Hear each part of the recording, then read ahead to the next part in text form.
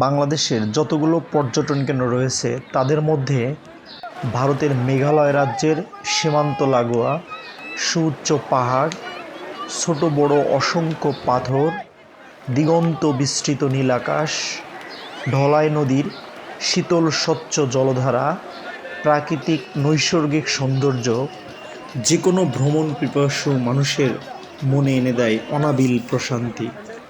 ঢলাই নদীর তীর বরাবর রয়েছে বিশাল সাদা পাথরের আধার, যা হোয়াইট স্টোনস হ্যাভেন বা সাদা পাথরের স্বর্গ নামে পরিচিত। এই অসংখ্য পাথররাজি ভারতের মেঘালয় রাজ্যের খাসিয়া জৈন্তিয়া পাহাড় থেকে চুনা পাথরের স্তূপ হয়ে আসে। পরবর্তীতে পাহাড়ি নদী ও ঝর্ণার প্রবল স্রোতে বাংলাদেশের সিলেটের ভোলাগঞ্জের জিরো পয়েন্টে এসে জমা।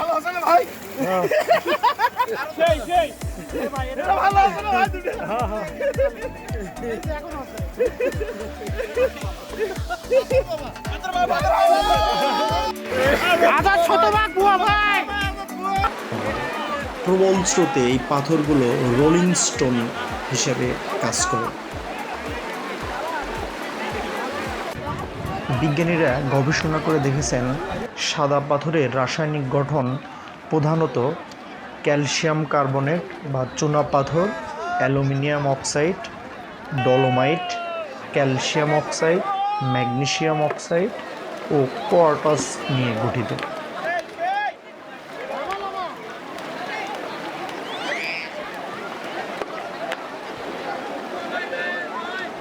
আপনি জানেন কি, এমন নয়নাভিরাম প্রাকৃতিক সৌন্দর্যে ভরপুর আমাদের এই ছোট্ট দেশটি থেকে অসংখ্য পর্যটক প্রতি বছর আমাদের পার্শ্ববর্তী দেশ ভারত, নেপাল, ভুটান, মালদ্বীপ, থাইল্যান্ড, মালয়েশিয়া, সিঙ্গাপুরে বেড়াতে যায়।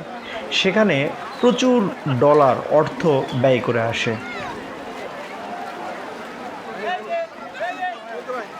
অথচ আমাদের দেশেই রয়েছে অসংখ্য নয়ন ভুলানো, চোখ জোড়ানো অবকাশ যাপনের জন্য অসংখ্য পর্যটন কেন্দ্র। এসব পর্যটন কেন্দ্রে রয়েছে আধুনিক সুযোগ সুবিধা, তবে বিদেশি পর্যটকদের আকৃষ্ট করতে এই সকল পর্যটন কেন্দ্রগুলোতে আরও আধুনিক সুযোগ সুবিধা বৃদ্ধি করা প্রয়োজন বলে আমি মনে করি।